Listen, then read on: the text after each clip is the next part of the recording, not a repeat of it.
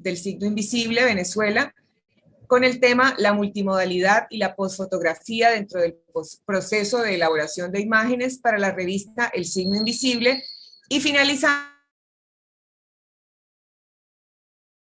El Signo Invisible Venezuela, con el tema Convergencia multimedia pragmática en la recepción virtual entre poesía y videopoema.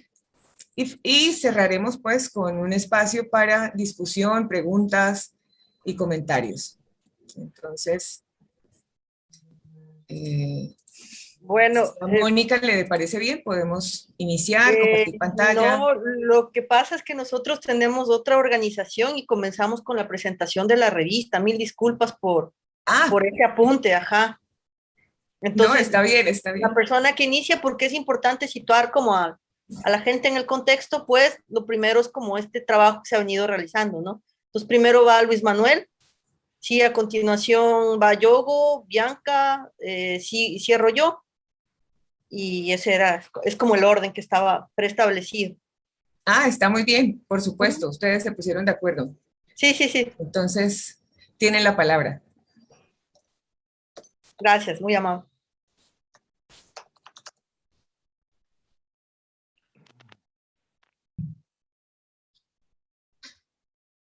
Bueno, buenos días y buenas tardes. Es un placer que estemos aquí todos unidos en esta mesa del signo invisible.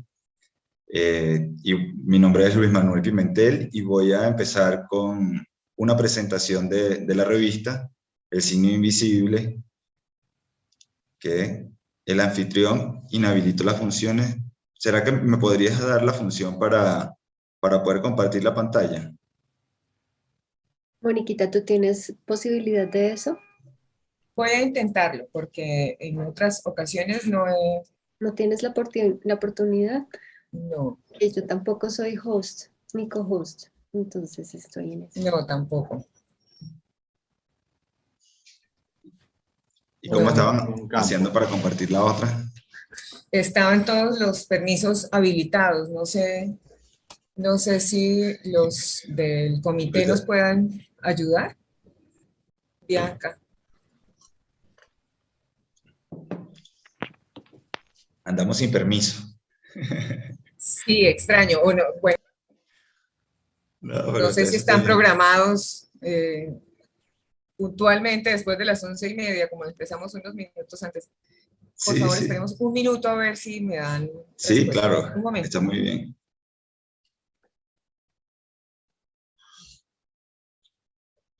¿Y tú estás en dónde, Mónica? ¿En qué ciudad de Colombia? En Bucaramanga. Ok. Yo estoy en Puebla, en México. Bianca está en Bogotá. Mónica está ahorita en Málaga, en España, es de Ecuador. Y el Jonathan es de Venezuela, pero está en Barcelona. Para que te hagas una idea más o menos de en qué andamos geográficamente.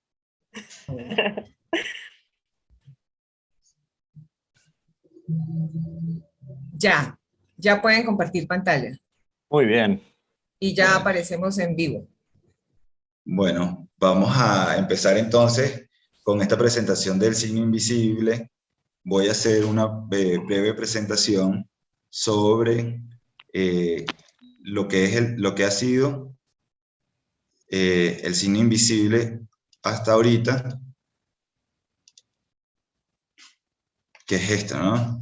El signo invisible se presentó por primera vez en el 2017 en el octavo congreso, perdón, de la Federación Latinoamericana de Semiótica, y nació como una revista en PDF, ¿sí? Luego lo hemos hecho consecutivamente. Esta es la segunda edición, que tiene que ver más con las reflexiones semióticas dentro de este mismo formato PDF que les estuve hablando ahorita.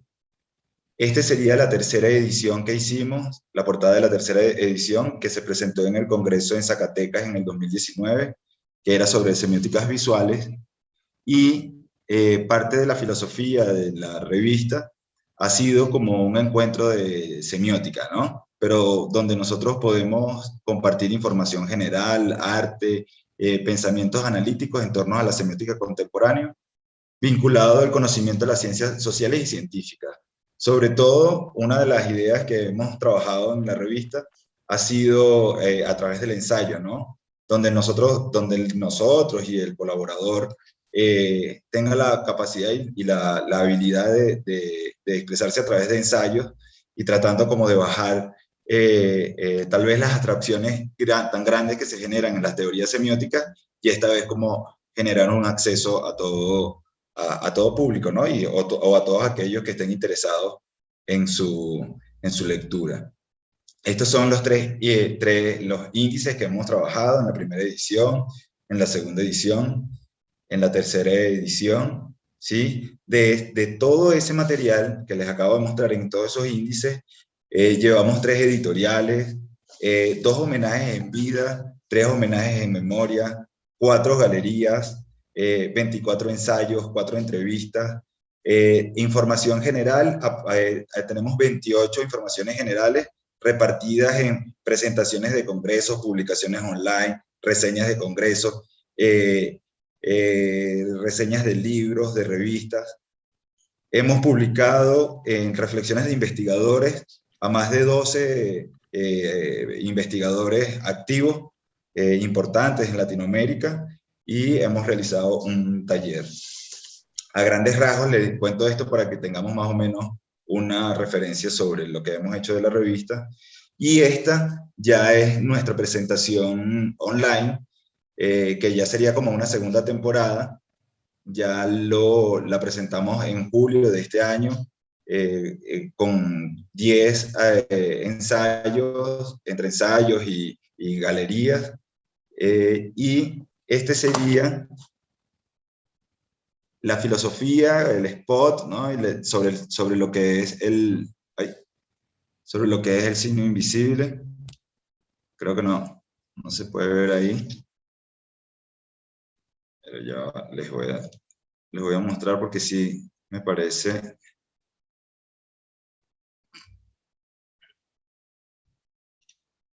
Un segundito.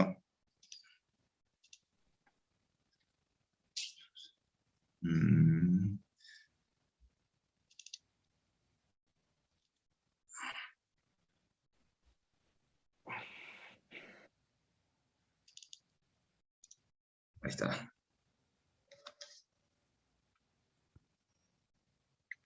Me imagino que no se oye, ¿o sí? No, no se ve tampoco, Luis. ¿No se ve? No. No. Bueno. ¿Es el primer video de la página, Luis?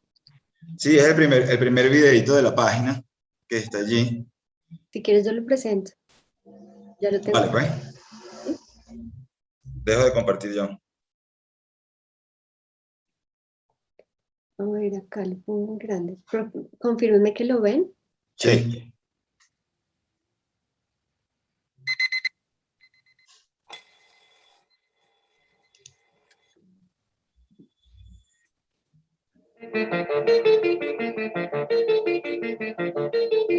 El signo invisible. Somos un proyecto educativo, editorial y artístico cuya intención es profundizar en el pensamiento crítico y analítico sobre la semiótica, como un saber vinculado a la ciencia de la significación.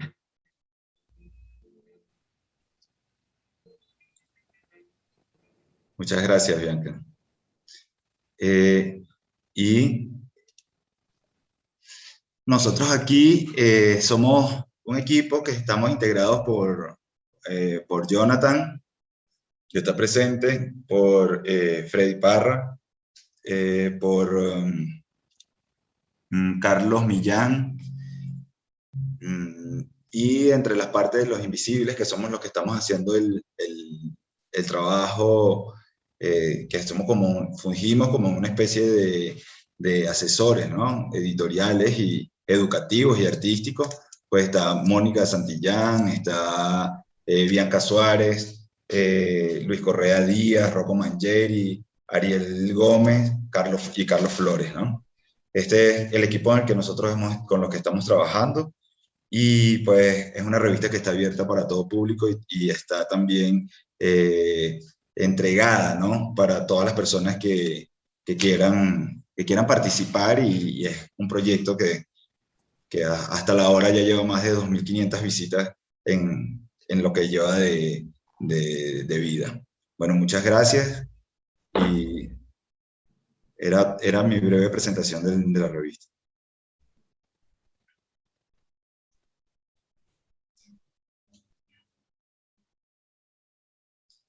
Ahora le corresponde a Jonathan Perfecto. hacer su presentación. Sí, a ver, voy a compartir la pantalla, a ver si... Perfecto. Sí, perfecto, la ven, ¿no? Sí. Ok.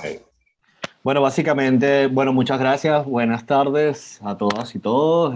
Muchísimas gracias por aceptar el trabajo, a todo el equipo del segundo encuentro de semiótica, caminos, escenarios y rutas semióticas. A Luis Pimentel por invitarme a formar parte de esta fase del proyecto del signo invisible.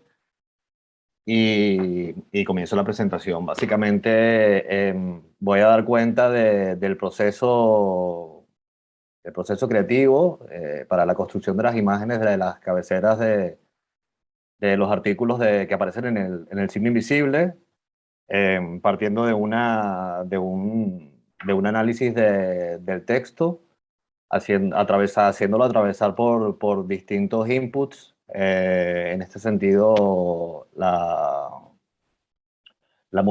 multimodalidad viene mucho a cuenta, ¿no? Porque, bueno, vivimos en un escenario, estamos expuestos a un escenario donde la saturación de imágenes y de estímulos es tan inmensa que muchas veces supera nuestra propia capacidad de asimilación, ¿no? Visto con el video que acaba de presentar Luis, donde nos introduce un poco a la revista, ¿no? Vemos esa avalancha de imágenes y es un poco el contexto donde me sitúo para construir este discurso visual, ¿no? Esto, bueno, siempre en conversaciones con Luis, ¿no? Y con algunos miembros del signo invisible, siempre hablo del proceso de asimilación de imágenes que muchas veces, y la gran mayoría de veces, está compartido entre el consciente y el inconsciente. No tenemos esta capacidad de poder digerir o procesar todas las imágenes con las que estamos conviviendo. De ahí a que utilicemos una parte de esos inputs para descifrar contenidos y otra parte permanezca como en un segundo nivel, ¿no? Esto más adelante lo utilizo yo para construir este discurso en las cabeceras de las imágenes, ¿no? Básicamente utilicé para el proceso formal de construcción de estas imágenes una combinación de recursos para la interpretación y codificación del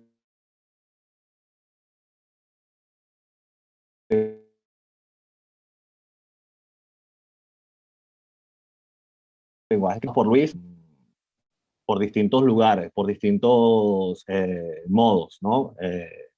La imagen, el sonido, la gestualidad, todas estas cuestiones involucradas en la multimodalidad, ¿no? El proceso pasa por elaborar un arqueo de imágenes, principalmente a través de Internet, un entorno digital, utilizando también inputs del mundo real, para decodificar este mensaje y transformarlo en una nueva pieza gráfica, ¿no? Que esté relacionada con el discurso en texto, pero que haga generar unos nuevos significados. En esta imagen ilustra, bueno, son imágenes que utilicé para elaborar una cabecera para el artículo Pensamiento y Pandemia Comunicativa, el virus es el mensaje, de José María Paz Gago, en el que con las imágenes anteriormente mostradas y con un proceso digital a través de un software de manipulación de imágenes, llego a estos resultados, ¿no? esto tiene que ver también muchísimo y está muy relacionado con el contexto social en el que me muevo y en el que, bueno, básicamente todos nos movemos y un escenario muy particular que era el escenario español, ¿no? Y donde la opinión pública tenía una percepción acerca de cómo se estaba llevando toda la información acerca del virus y de la pandemia y cómo se estaba transmitiendo a través de los medios de comunicación, ¿no? Como evidencia la imagen.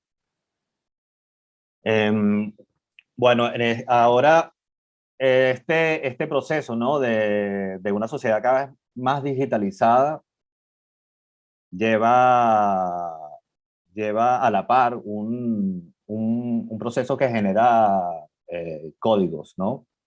Eh, signos que se van moviendo del mundo real, del mundo digital al mundo real. Aquí voy a introducir un poco el concepto de la posfotografía y por qué utilicé la posfotografía como un vehículo para elaborar estas imágenes, tomando en cuenta que la posfotografía básicamente es un nuevo estadio de la fotografía donde el apropiacionismo, la transformación, la decontextualización y la resignificación son muy importantes, ¿no? El proceso de resignificación de las imágenes utilizadas para, para poder construir un nuevo mensaje que vaya en paralelo con los contenidos escritos, bueno, surge a partir se vincula con la fotografía, más que nada en este sentido de la reapropiación, ¿no? Y cómo tomando imágenes encontradas en la red y colocándolas de cierta manera, ordenándolas en capas, transformándolas, reordenando su estructura cromática, podemos generar un nuevo mensaje, ¿no? Perdón. Aquí coloco un par de ejemplos de la posfotografía. Este es un ejemplo bastante conocido de un artista que se llama Cherry Levine, que se llama After Walker Evans. Este artista lo que hizo fue refotografiar una fotografía y con esto resignificar el concepto de autoría, ¿no? Tiene mucho que ver este gesto con lo que Barthes llamaba la muerte del autor, ¿no? Como Cherry Levine convierte una fotografía tomada por un hombre en una fotografía tomada por una mujer, bueno, ya redimensionando el trabajo a un plano que entra más en lo político, ¿no? Este es un ejemplo de un artista que se llama Joan Fontcuberta, que, bueno, es una imagen evidentemente bastante manipulada, donde él crea un universo basado en una supuesta, un supuesto trabajo de investigación, ¿no? Creado por un personaje que él se inventa y, bueno, manipula la imagen para crear un nuevo significado. Este es un ejemplo de un artista peruano llamado Miguel Aguirre del año 99, donde él se coloca a través de la manipulación, del montaje digital, en unas fotografías familiares, en este caso la luna de miel de sus padres, resignificando completamente el contenido de la fotografía, ¿no? Y generando un nuevo significado. Bueno, aquí voy a hablar un poco del glitch, que para mí, en el contexto en el que estamos trabajando, ¿no? El contexto digital, es como una manifestación del error digital, ¿no? Eso que surge espontáneamente, a lo cual no tenemos control, pero que de alguna manera nos atrapa y nos seduce.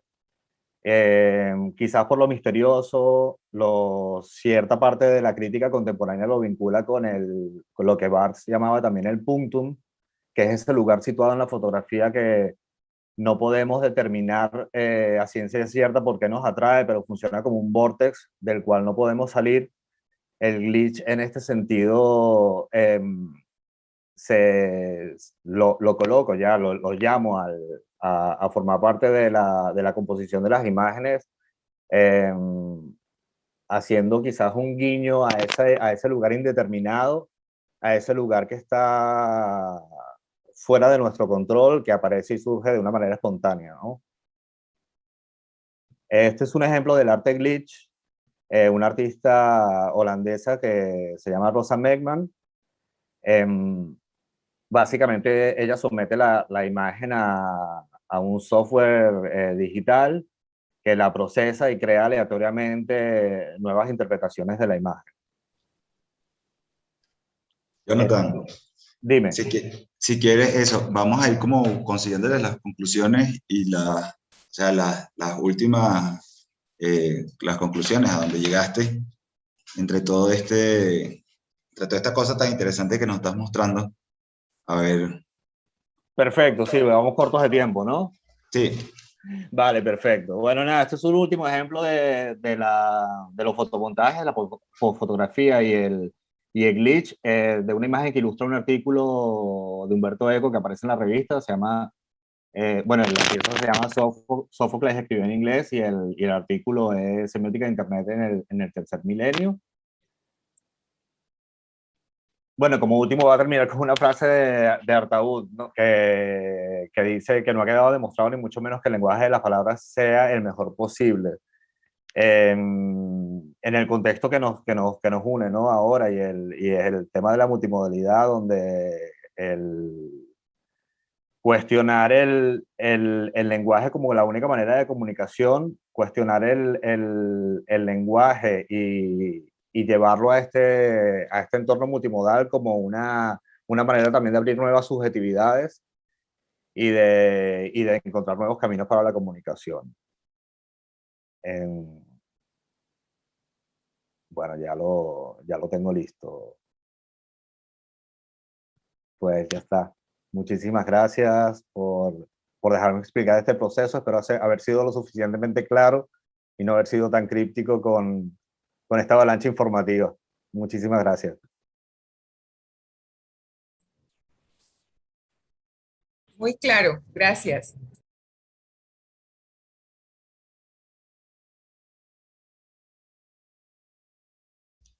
Sí, ahora corresponde el turno a Mónica, no, perdón, a Bianca, que nos va a hablar sobre arte y tecnología.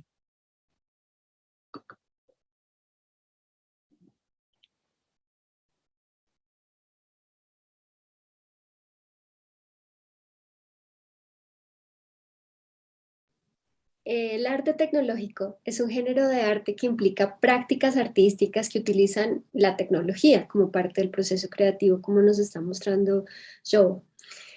El término de arte tecnológico se utiliza pues principalmente para describir tecnologías así como lo que nos está mostrando Joe, pero no solamente digitales, porque también incluye la programación, lenguajes de programación, robótica, procesos tecnológicos, transgénesis e incluso experimentos con química. Entonces, cuando pensamos en el arte tecnológico y el arte contemporáneo, tiene diferentes maneras de mostrar problemas y principalmente iniciar conversaciones sobre problemas globales e individuales. Como muchas otras obras de arte conceptual, propone crear conciencia sobre diferentes temas, como por ejemplo esta obra de Mariana Rondón se pregunta por la procreación, la transgénesis, la sensación de repulsión ante ciclos de violencia, como otras obras que vamos a ver después, o la transformación social mediante el reciclaje. Pero poner temas sobre la mesa a la discusión pública sobre la simbolización o la metaforización o la analogía o inclusive el glitch, como lo que acaba de mencionar yo, ha hecho que este arte, esto lo ha hecho el arte desde siempre, siempre esa transformación lo ha hecho, pero entonces, ¿qué es lo que hace este arte tecnológico que sea tan especial? Y una cosa muy importante es cómo estas formas de arte proponen experimentar por medio de nuestro cuerpo. Y en ese momento en el que nosotros tenemos que movernos con el cuerpo, observar con el cuerpo, podemos modificar la obra, hay una relación funcional entre la memoria, el reconocimiento y la conciencia consciente. Estas obras de arte dispuestas sobre una base de interpretación del lenguaje corporal ya que alienta la experimentación y la acción. El reconocimiento de esa posición central y activa del observador es un requisito básico que nos permite dilatar las fronteras de la teoría estética hacia la idea de una estética pues postcolonial.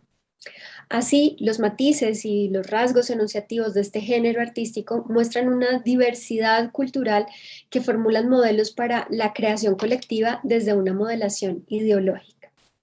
Aquella idea que los objetos guardan cierta memoria de su concepción hace que la motivación ideal ideológica actualiza las formas en el paradigma cultural vigente, manteniendo las aspiraciones de sus antecedentes. Esta idea también puede ser extendida como un procomún o un excedente cognitivo. Así que los signos utilizados en este arte tecnológico, al ser visibilizados y tenidos en cuenta y vueltos a repensar y cogidos inclusive con las manos, activan neurotransmisores que activan una sincronización en un macronivel ideológico. Este excedente cognitivo está formado de objetos, bienes y valores moldeados a partir de cosas que planeamos en el pasado que sucedan en una manera determinada en el futuro. Cosas que heredamos, ideas que compartimos y llevamos a cabo conjuntamente y esperamos que sigan así en las generaciones futuras. Por ello, deben ser comprendidas de una heterogeneidad modelizante. En el campo sensorial, al recordar las emociones como disgusto o asco, experimentaba al oler plátanos en descomposición, que eran la espina dorsal que terminaba en monitores mostrando imágenes noticiosas de violencia. Al comprender el sentido de las imágenes y su componente ideológico, muchas de estas reflexiones reconocían los múltiples niveles de sentido y conscientemente llegan a interpretaciones programadas por los artistas. Estos recuerdos, pero también disgustos, asco, sensaciones, emociones, estos recuerdos no se vieron afectados por la atención dividida, sino que al experimentarse en el contexto del museo se asociaban con una conciencia de la importancia de eso que se estaba diciendo, también de la extrañeza, pero al mismo tiempo esa extrañeza los llamaba a preguntarse por qué es lo que está diciendo la obra. Y al conectarse con la familiaridad de los plátanos en descomposición, como esta obra que estamos viendo, pues le genera un efecto en la memoria a más largo plazo. Este tipo de arte tecnológico se ubica en los extremos del tejido social, formando nodos de contracultura que moldea gustos, estilos y formas de vida.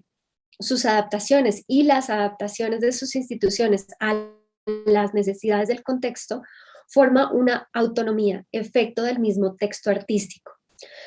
Todo esto significa que este programa de las artes tecnológicas como motor de la transformación social sustrae al arte de la cultura de élite, dirigiéndose hacia la comunidad en el más amplio sentido para establecer así esta actividad auténticamente emancipadora, ya que propone desarrollar actividades de innovación para enseñar a usuarios, agentes involucrados, a entender las necesidades de la comunidad, activando informaciones, a pesar de que sean temporales en el tiempo del museo, son mnemónicas en las ideas con un fuerte impacto en la cultura. Esta heterogeneidad modelizante, reflejada en una multitud de voces, consiste en un conjunto de procesos humanos ya súper configurados en una red de signos interconectados que constituyen una semiosis infinita. En este caso, la similaridad, la semejanza icónica no funciona aisladamente, sino que tiene un impacto en el interior del flujo continuo y dinámico de la semiosis.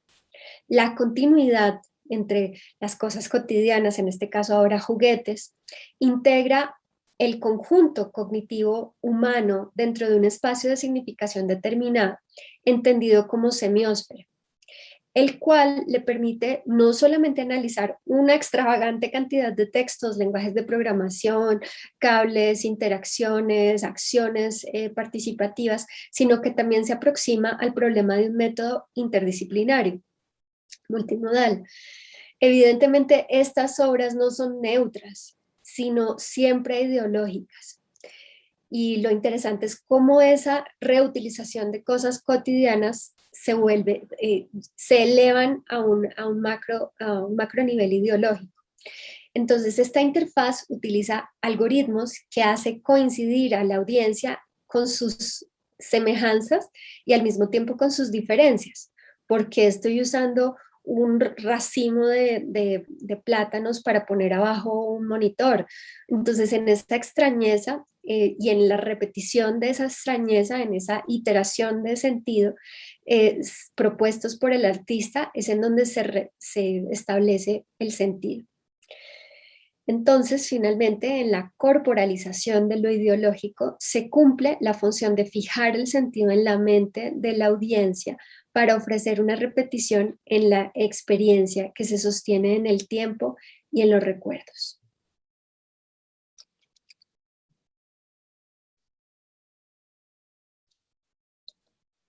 Muchas gracias, Bianca. Y qué bueno ese acercamiento. Bueno,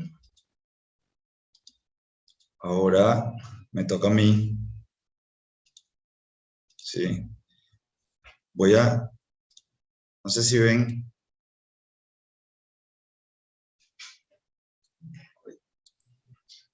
Sí. ¿Sí me están Ya viendo sale. aquí? Sí, ya sale. Ok. Bueno.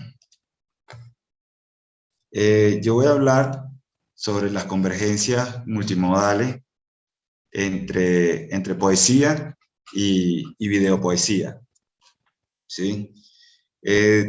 En el tiempo en el que nosotros estamos actualmente, se ha generado una nueva percepción sobre lo que es la poesía y las nuevas formas de que nosotros estamos teniendo para difundirla, ¿no? La poesía ya no nada más, ya nos damos cuenta y no nada más queda desde el punto de vista del texto lingüístico, sino que se ha ido traspasando a otros medios y a otras plataformas, a otros lenguajes, tanto como los lenguajes visuales y los sonores, ¿no? En este caso. Y además que ha tenido una nueva forma de recepción, ¿no? La capacidad de recepción que teníamos pues con la era Gutenberg ha variado completamente a lo que nosotros estamos ahorita con todo este mundo de la digitalización.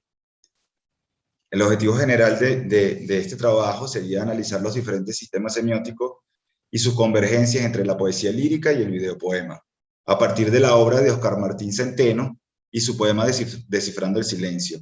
Óscar Martín Centeno es un poeta español que ha escrito tanto poesía lírica y ha estado publicado en los libros, y entonces ahora tiene este tipo de literatura multimedia que llama él. En este caso, él generalmente hace este tipo de expresiones para enfrentarse con un público, pero nosotros solo agarramos y utilizamos como objeto de estudio lo que llamaríamos videopoema. El punto de vista metodológica con el que he trabajado nace de una propuesta que tiene José María Paz Gago sobre un método comparativo de semiótica textual, al cual yo le añado semiótica textual y digital, ¿sí? Él habla de 3 puntos, que hay unas relaciones en 3 puntos entre las pantallas y la literatura, y él hace un trabajo entre el cine y la literatura, y en este caso yo lo estoy llevando a otros medios, a los medios de internet, ¿no? Y él habla de 3 puntos que me parecen importantes, pero solo nada más esta vez trabajo con el punto que se llama la convergencia. Sí, él habla de convergencia, interferencias y diferencias. Y ahora yo me quedo nada más con la convergencia y su aplicabilidad en los discursos poéticos y ciberpoéticos.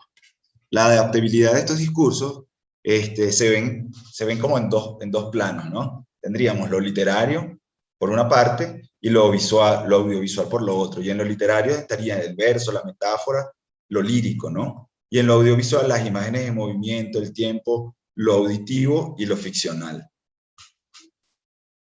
Los sistemas de expresión que aparecen en las poesías se varían según esta tablita que tenemos aquí, que también fue una propuesta por Chema Paz Gago, que habla sobre lo verbal y lo oral, que sería la poesía oral, ¿no? Lo verbal y lo escrito, la poesía lírica, y lo verbal y visual, y lo verbal auditivo, es la videopoesía. Eso yo se lo agrego, porque ya nos damos cuenta de que en el momento en que estamos ante el videopoema, pues lo visual y lo auditivo tiene una forma muy importante para mostrarse, ¿no?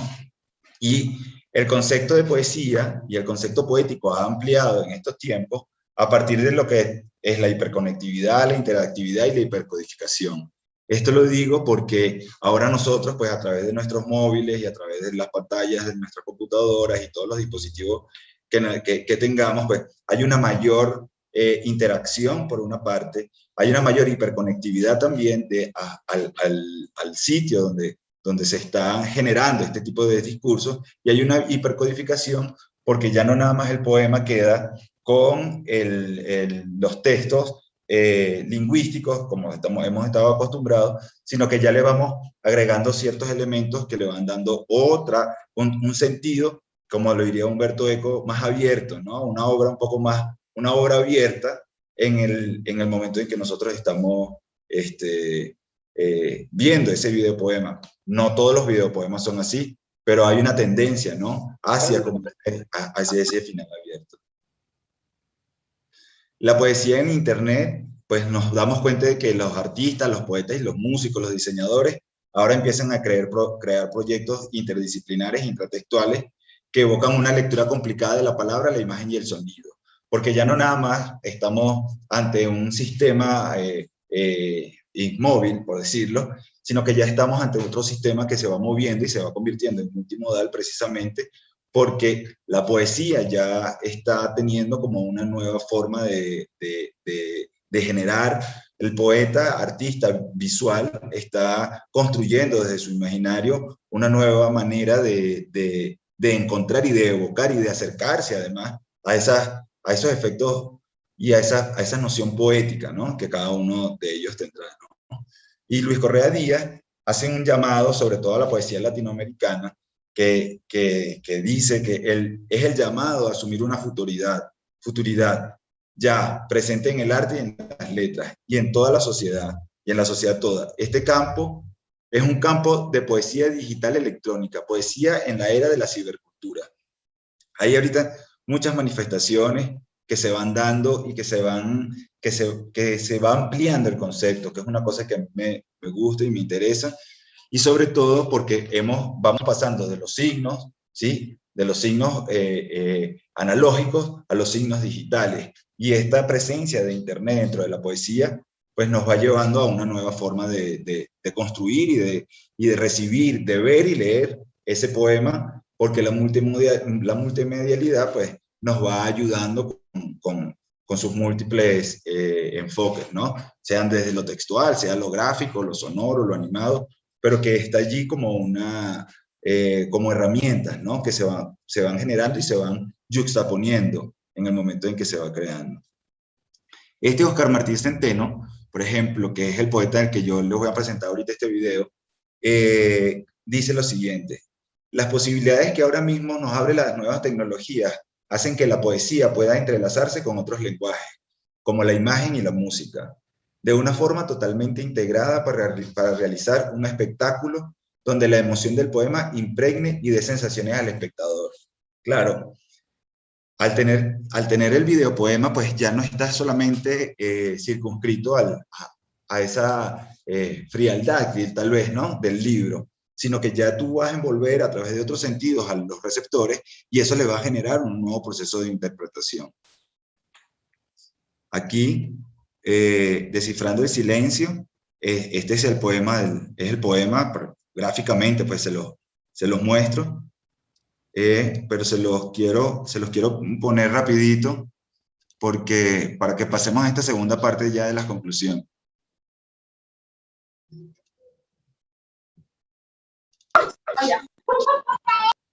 Díganme si lo ven, por favor.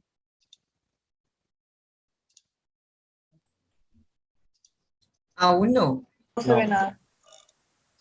Okay. ¿Ahora? Sí.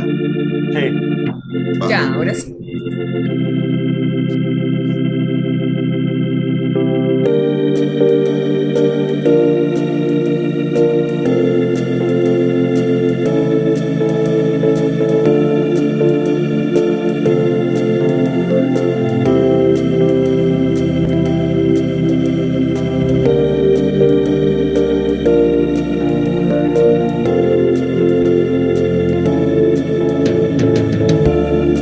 La comida fue un río de preguntas, un juego que tejía en las palabras.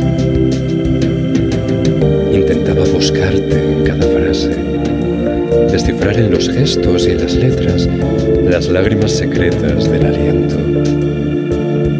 Perseguía tus ojos con el ansia de arañarte el dolor de la mirada y sorprender los claros y las sombras bajo las máscaras del pensamiento. Secretos para hundir el corazón. Seguramente eso es lo que ansiaba. Harto de mí, quería aniquilarme y paseaba insomne entre las minas de tu conversación, con grandes saltos, para pisar más fuerte si al fin daba con la frase que hubiera de abrazarme.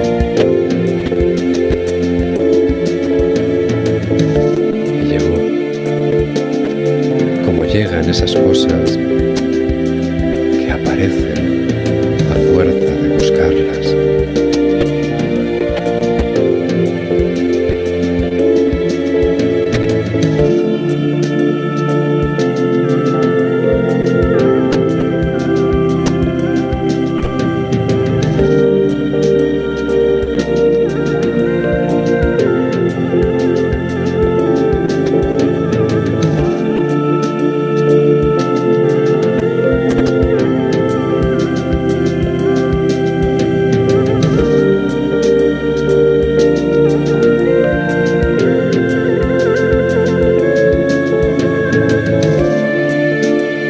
Nos quedaron las raíces de un temblor que me araña todavía, y alrededor, girando y disolviéndose, rubor de camareros y bebidas, de platos recogidos y entregados, entre chocar de copas y una angustia como una lágrima que no se rompe, que se queda quemando entre los párpados, presa en el tiempo de un dolor helado.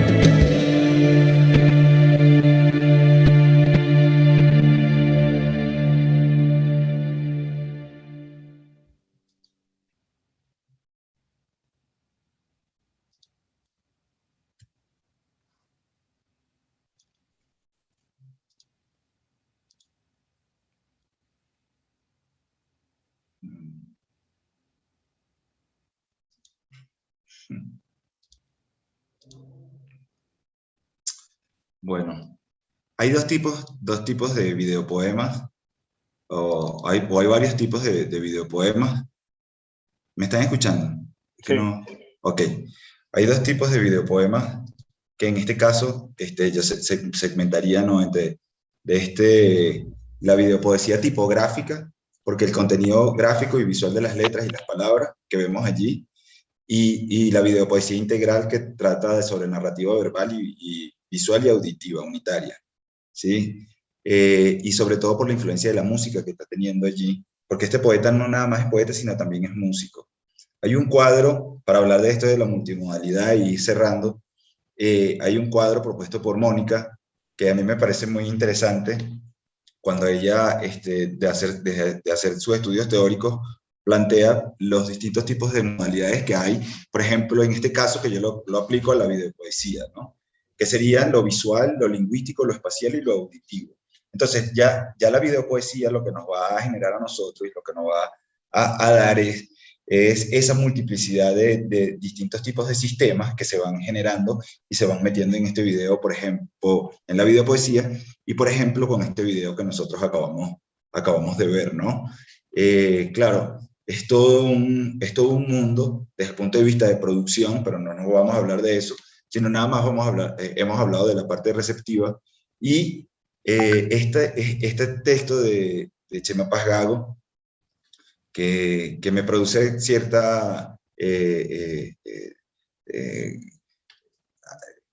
como alegría y tristeza al mismo tiempo, porque como a mí me gusta escribir, es sobre todo porque él dice, nada en el poema funciona con normalidad, ni la disposición tipográfica del texto, ni el uso de la lengua, ni su comportamiento fónico, ni su semántica habitual. Su emisor se esconde tras el receptor, que a su vez se esconde entre las estructuras textuales.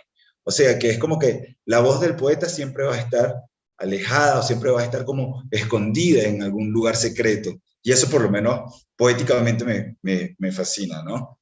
Y bueno, para terminar, quisiera decir pues que entre la poesía lírica y la poesía audiovisual, nosotros vamos a encontrar estos elementos, ¿no? La metáfora, el ritmo, los espacios, la duración, el orden cronológico, como parte de la convergencia. En las metáforas, esos universos íntimos del poeta y desde el punto de vista del videopoema, trabajaríamos o tendríamos las metáforas visuales, lo sonoro desde la oralidad, la música que genera un impacto de sentidumbre, el ritmo lento y triste que ustedes acaban de ver y los alargamientos sonoros. Al final, yo siento que la relación de poesía y videopoema se da en la presencia del discurso poético que se dimensiona en la integración de estos sistemas semióticos, como lo visual, lo auditivo, lo espacial y lo lingüístico. Y guardan todos una estrecha relación de significados que convergen en el uso de los discursos poéticos expuestos en las pantallas digitales. Y el receptor ante estos diferentes formatos de lectura, pues se relaciona con los cibersignos, que son en donde nosotros nos encontramos ahora. Bueno, muchísimas gracias y le damos paso entonces en este momento a Mónica para que continúe con nuestras presentaciones. A ver, bueno chicos, esta presentación es una presentación con coautoría, sí, o sea, está generada tanto por Luis Manuel como por yo. Y, a ver.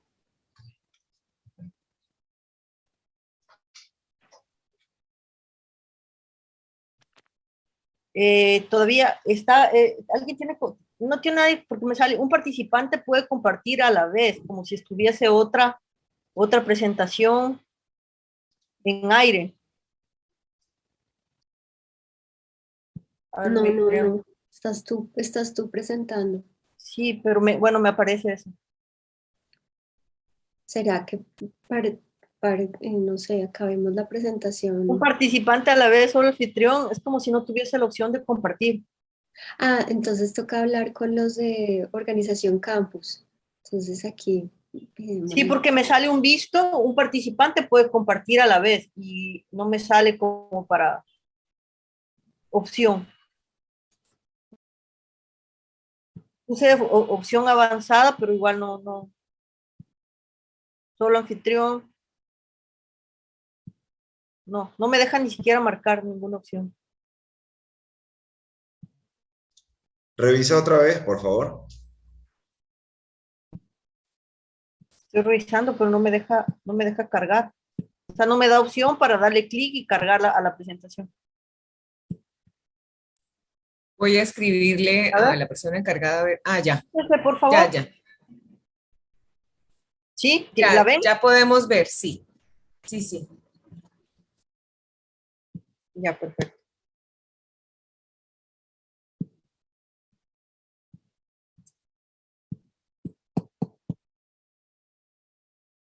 Hoy.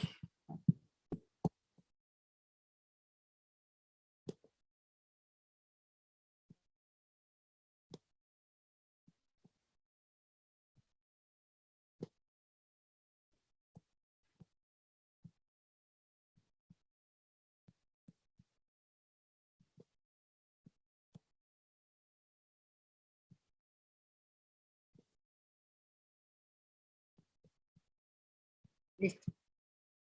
Ahí desde el comienzo. ¿Está bien? Listo. Entonces, esta es la presentación inicial, ¿sí? De las personas involucradas en la presentación del trabajo. O tenemos el título de la presentación, que es la dicotomía de la interacción imagen-palabra, ¿sí? El signo invisible o un estudio de caso. Acá hay una frase de Eco, ¿no? Que tiene muchísima relación con las planteadas por Jonathan y Luis Manuel, ¿sí? La de Jonathan de de Artaud me parece que fue, y la de Luis de Chema Gago, ¿no? Esta dice, el narrador no debe facilitar interpretaciones de su obra, sino, ¿para qué haber escrito una novela? Que es una máquina de generar interpretación.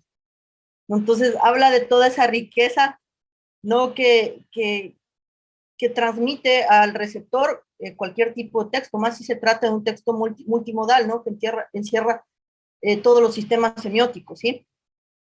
Entonces, bueno, introductoriamente, el estudio de fuentes digitales es ineludible y pese al uso generalizado de ilustraciones, el reforzamiento de la palabra escrita es imprescindible para percibir una determinada sustancia significativa, ¿sí?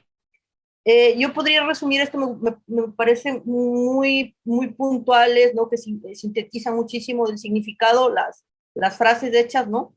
Como una imagen dice más que 1000 palabras. Sí, es así, la imagen es totalmente relevante, preponderante, significativa, ¿no? Pero necesita muchísimas veces del reforzamiento, ¿sí? De la palabra, ¿no? Del texto oral o escrito, ¿no? El texto propiamente dicho, el lenguaje natural. Entonces, es lo que analiza el trabajo que estamos proponiendo, ¿sí? Esa interacción imagen-palabra dentro del texto multimodal que es intrínseco a la revista del signo invisible, ¿no? Por eso lo hemos tomado como estudio de caso, además que ya tiene una trayectoria, sí, cierta trayectoria desde el 2017. Listo, ahora, tenemos cuál es el objetivo general del trabajo, que es establecer como estudio de caso la revista Signo Invisible, ¿no? Como se ha dicho anteriormente, como medio multimodal para analizar la palabra EMA. Sí, ahora, los específicos serían analizar los ejemplares de la revista, evidenciar un número de ensayos, por ejemplo, o sea, evidentemente los más relevantes, establecer el tipo de interacción imagen-palabra de los textos y precisar sintáctica y semánticamente el texto multimodal. Nuestra metodología, ¿no? Considera a Greimas, ya lo había expuesto Luis Manuel, sí, desde la gramática generativa, sí, específicamente, considerando la sintaxis y la semántica presente en el contenido de toda la revista. Acá hay otra imagen que sintetiza muchísimo todo el estudio, toda la investigación. Entonces, como habíamos mencionado, situamos, ¿no? Como ayuda a memoria o recorderis, que esto es lo que ayuda más a fijar la información en el neocórtex. Sí, nuestra metodología, sí que es Greimas nuevamente, puntualmente sintáctica y semántica. Luego tenemos el texto multimodal, situado en la revista El Signo Invisible, ¿no? Como estudio de caso. Y finalmente vamos a ver cómo están interactuando esa imagen y palabra, o sea, cómo se da esa coherencia o ese reforzamiento del uno y el otro, ¿sí?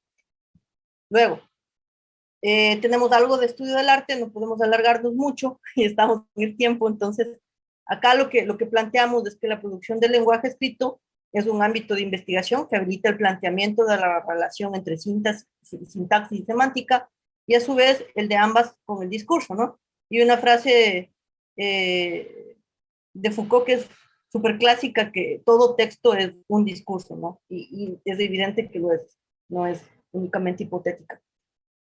Greimas dice que todo texto se produce en una práctica discursiva, lo cual constituye un punto de partida de la semiótica discursiva en la cual se movilizan, ¿sí? Modos y tipos discursivos y además géneros textuales.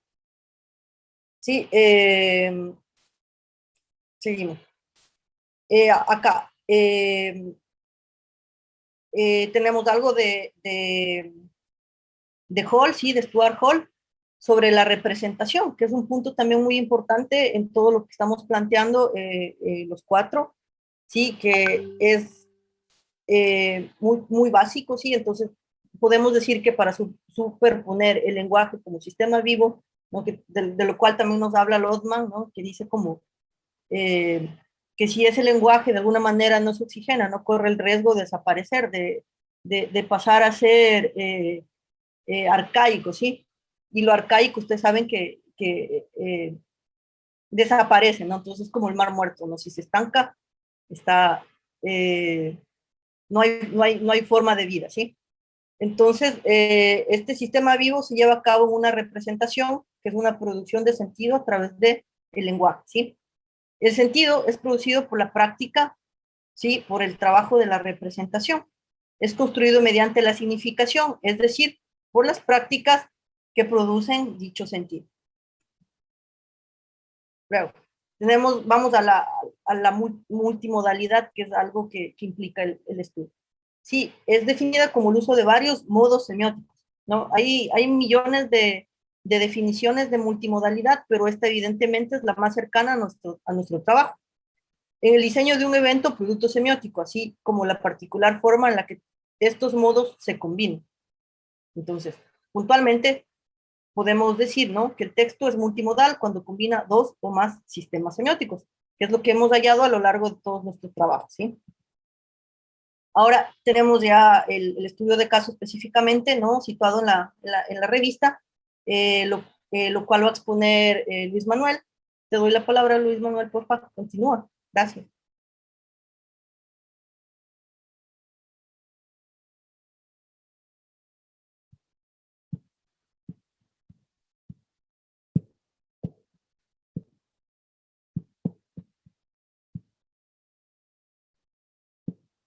No les escucho, o sí. ¿Qué pasó? No escucho nada yo. Ya, yo creo que ya Luis me va a continuar. Ok, ahora sí.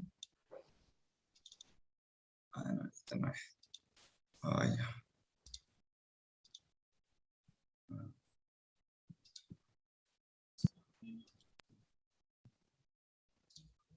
Aquí estoy. Era lo que estábamos, ahora que estaba yo hablando del sistema, del cuadro que había hecho Mónica. Al final, esto es lo que nosotros hacemos en la revista, ¿no? Desde el punto de vista de los sistemas semióticos. O sea, trabajamos con la parte lingüística, con lo visual, con los sistemas lingüísticos, con lo visual, con lo auditivo, con lo gestual, con lo espacial, ¿no? Esto nos va a generar a nosotros una relación directa con la sintáctica y la semántica que había propuesto Gray Maas y que se aplica, ¿no? Y se adapta al proyecto y a la revista, ¿no? Nosotros, entre las dos versiones, tanto en PDF como en web, llevamos un total de 24 ensayos y nos quisimos nada más replegar a los ensayos porque tenemos más cosas, pero nada más a los ensayos para estudiar esta relación entre la palabra y la imagen, ¿no? En los distintos ensayos. Hay una cosa fundamental y bien chévere que haciendo uno la investigación se da cuenta que tiene que ver con los sistemas los modos de representación en la misma revista de esta relación imagen-palabra, ¿no? Y en las primeras ediciones, los ensayos, solo se publicó texto, ¿no? En los ensayos se publicó solo texto. Predomina la lingüística como sistema expresivo y solamente tienen algunos detalles visuales de remarcar algunas que otras palabras, algunos cuadros de texto, pero de ahí no pasó, ¿no? Fíjense. Y aquí en esta mirada panorámica de cómo los hemos ido llevando. Entonces, no hay imagen, no hay nada, sino simplemente algunos detalles visuales que aparecen en la primera edición, para que semiología, el uso del amarillo con el negro, que es con el que trabajamos ahora todavía. Y ahí, en la segunda edición, empiezan a aparecer, son algunos referentes gráficos sobre el tema. Si te pones a ver aquí, pues hablamos de las nuevas tecnologías, y el diseñador en ese caso pues agarró los iconos más importantes que le parecieron a él y que además están dentro del texto, sobre el Instagram, el Twitter y el Firefox, y hace como más una composición más artística que cualquier otra cosa, ¿no? La única fotografía que hay en esta segunda edición es la de este niño, que fue el premio de Buona Descatare, un premio que hacen en Italia, un aceite de oliva de allá. Entonces, aquí, esta empanada de píxeles, que tiene que ver con lo que estaba hablando ahora Bianca, solo nada más aparece una pequeña referencia gráfica también. En esto, el Arco del Triunfo solamente, hablando del español en Francia. Y aquí, ya en la tercera edición, hay una relación un poco más dinámica con la fotografía, Y estaba hablando yo con Mónica, que también ya le empezamos como a meter, y no es que no hayamos querido incluirla, sino que empezamos ya como a ver la influencia visual, sobre todo porque esta revista fue presentada en un congreso de semiótica visual, y tampoco, para ponernos y estar claros, tampoco hay una sobreabundancia de fotografías dentro de la misma revista, ¿no?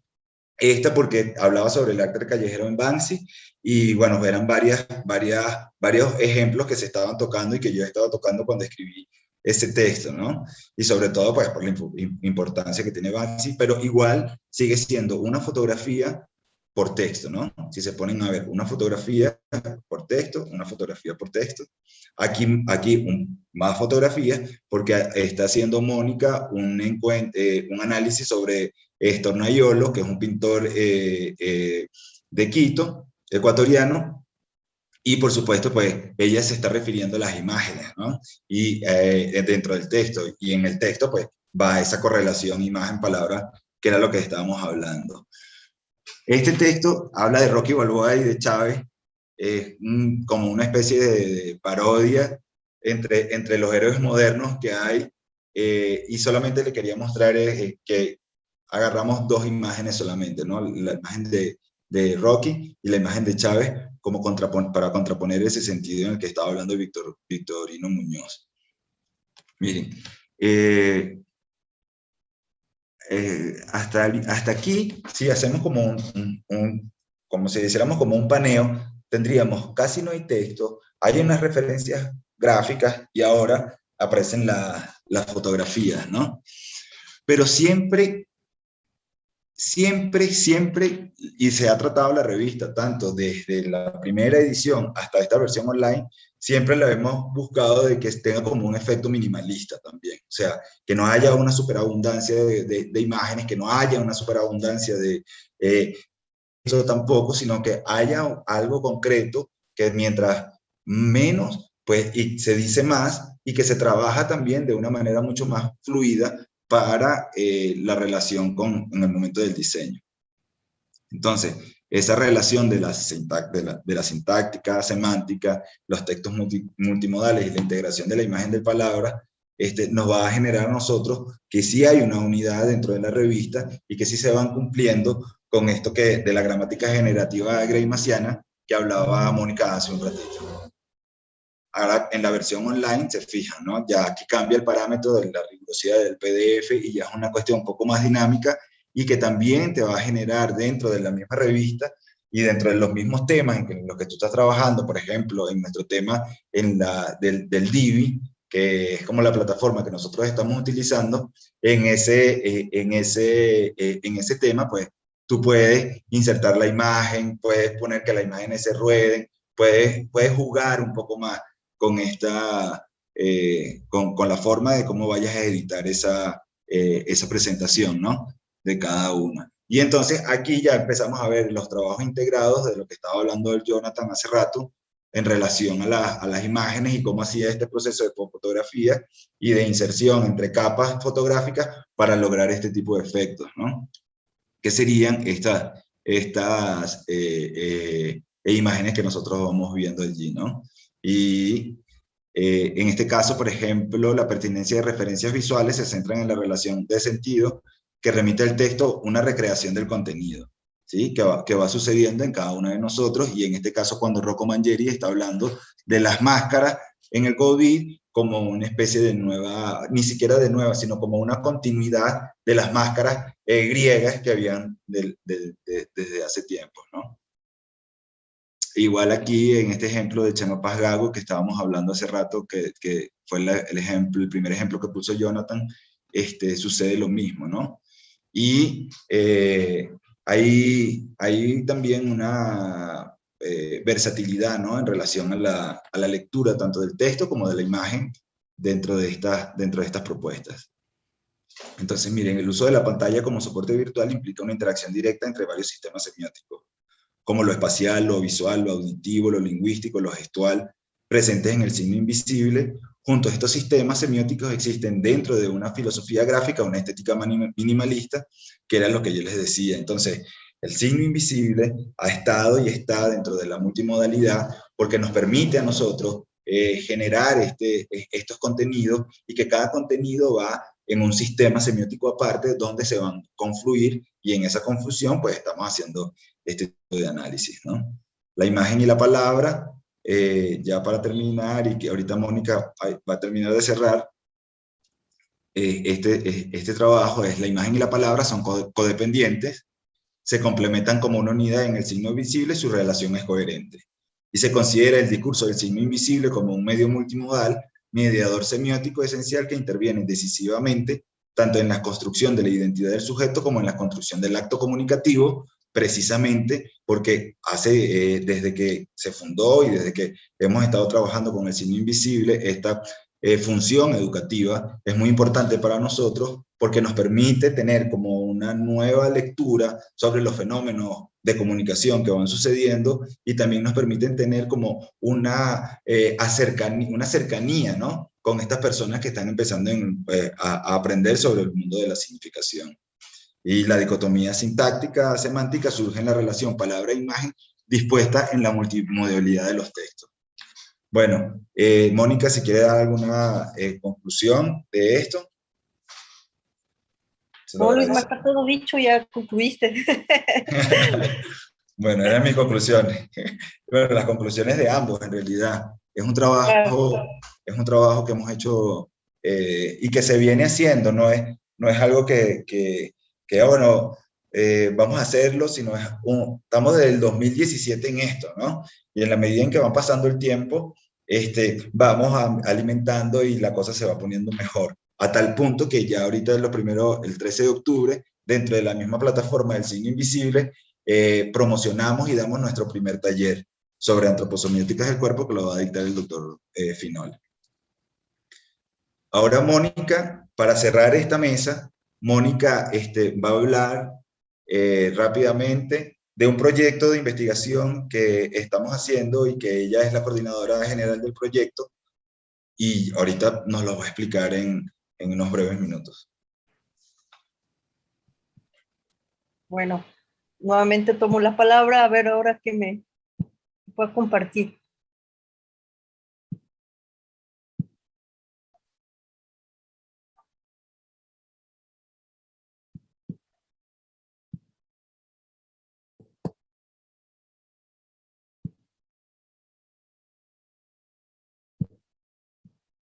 Nuevamente estoy en las mismas. A ver, ya.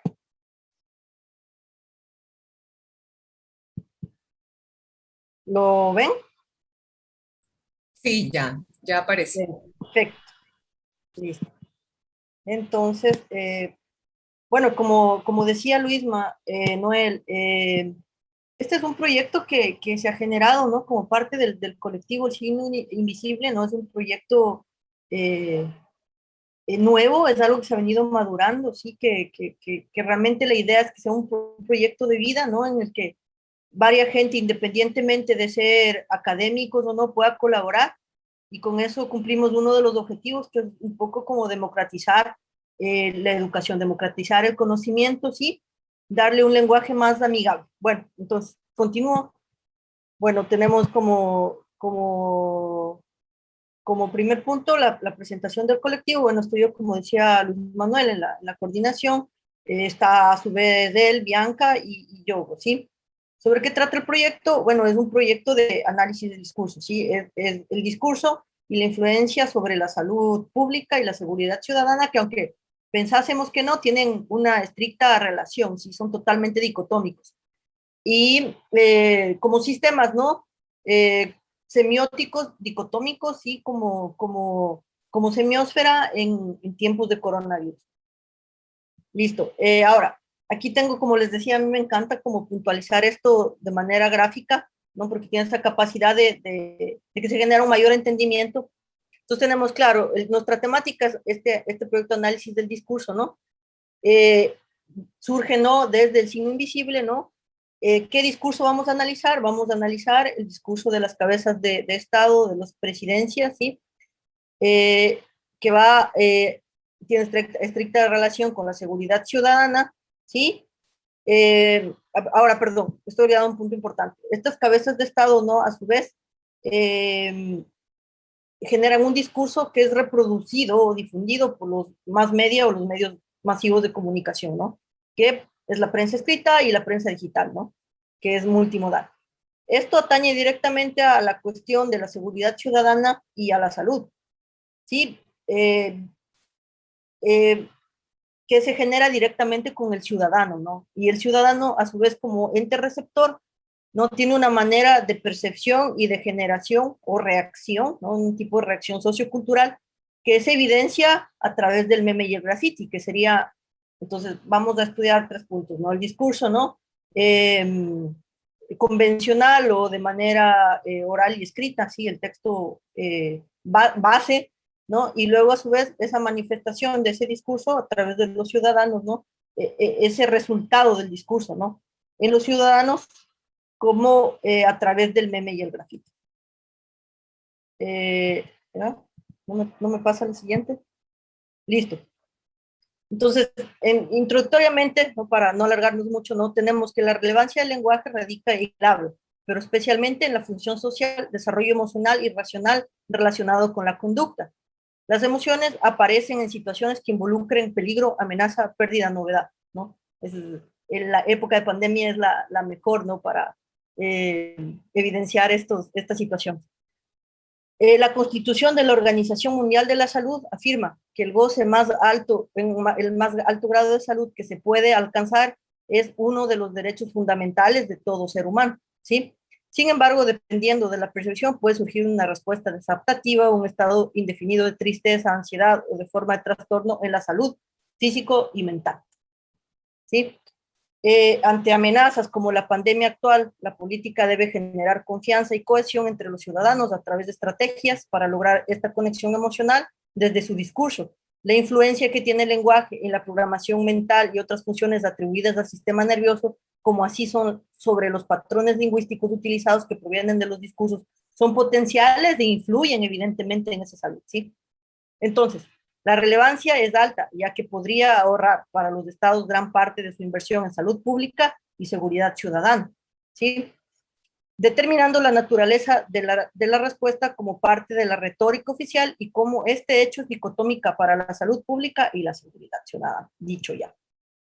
La emergencia sanitaria, pues, ha evidenciado la abismal distancia entre los discursos de los líderes mundiales y sus pueblos, ya que esta situación ha sido abordada en muchos casos de forma transgresora y equivocada, generando una respuesta adversa en esta programación y lesionando la salud y seguridad.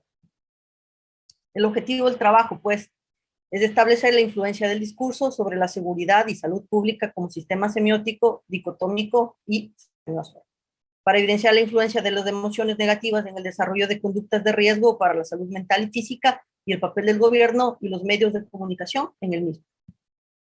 Sí, como objetivos específicos tenemos analizar el rasgo ideológico del discurso de las cabezas de Estado, establecer la relación de la salud con la seguridad ciudadana, analizar la relación del discurso político con la salud ciudadana y el alcance, evidenciar la reacción en la salud,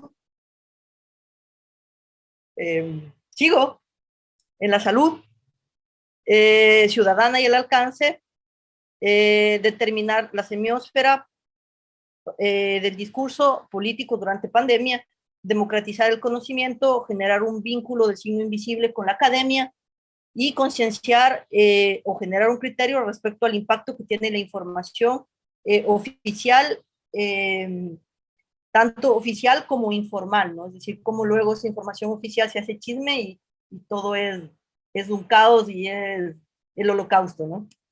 Listo.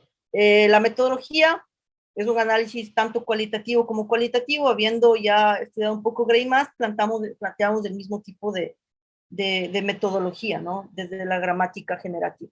Y obviamente Lotman como para definir la semiósfera y todo ese sistema de signos generado a través del discurso en época de pandemia.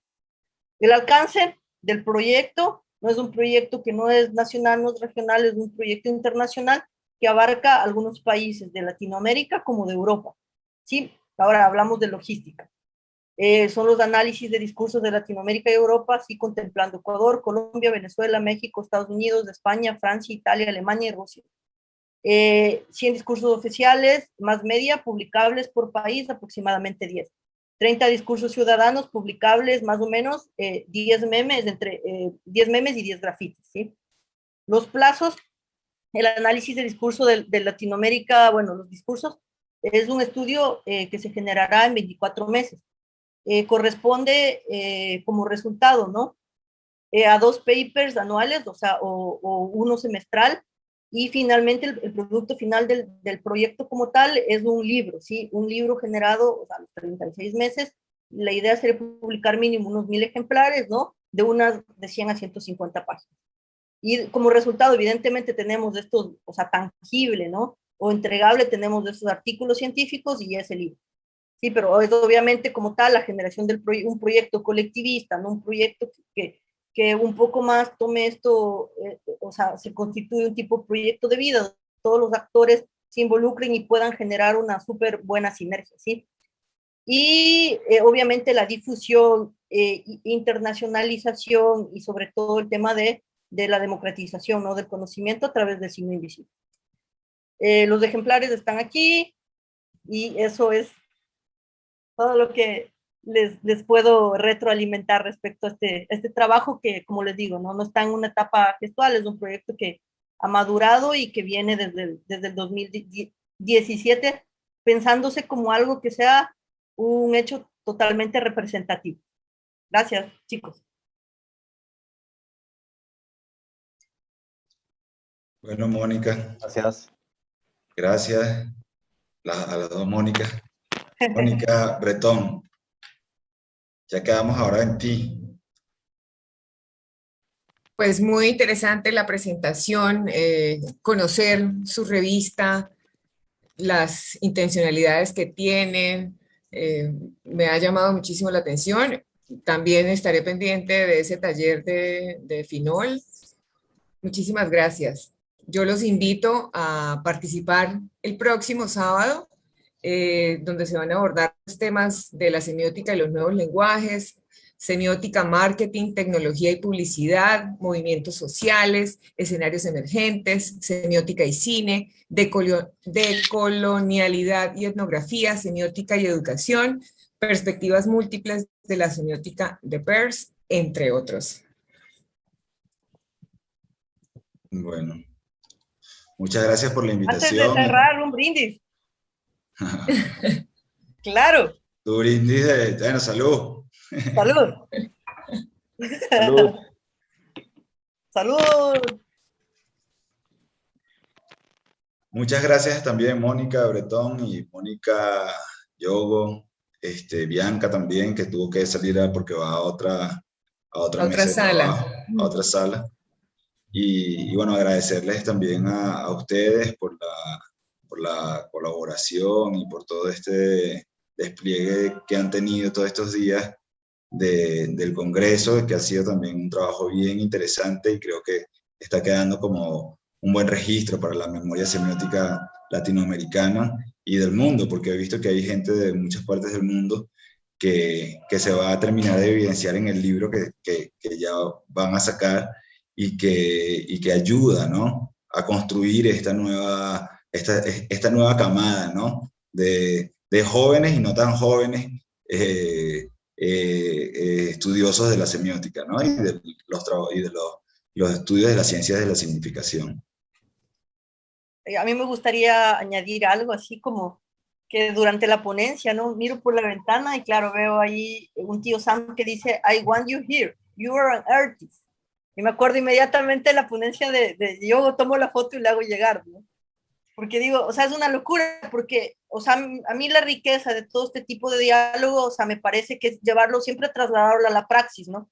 Que es donde en serio se genera el aprendizaje significativo. Entonces, claro, ya comienzas como, una vez que escuchas a Yogo de la resignificación, a Bianca, ¿no?, de todo este tema de los paradigmas, ¿no?, en relación al arte y toda esa ruptura final, ¿no?, a Luisma con la videopoesía, o sea, de hoy en adelante, cada que miremos algo relacionado a los temas de los que hemos hablado, vamos a trasladarlo al actor, ¿no? Decir, Luis me plantea esto, mira, voy a agarrar un material o con lo de Yogo, ¿no? O sea, eso me parece lo más bonito que se puede generar entre nosotros, ¿no? Ese tema de retroalimentación y aprendizaje. Eso, chicos. Y bienvenida, Mónica, al Cine Invisible cuando tú quieras. Muchas gracias. Mandaremos una tacita. Gracias. Listo, chicos. Bueno, un placer. Hasta Muchísimas una gracias. próxima oportunidad. Bueno, Buenas hasta luego. tardes para todos. Buenas tardes, muchas gracias. Adiós.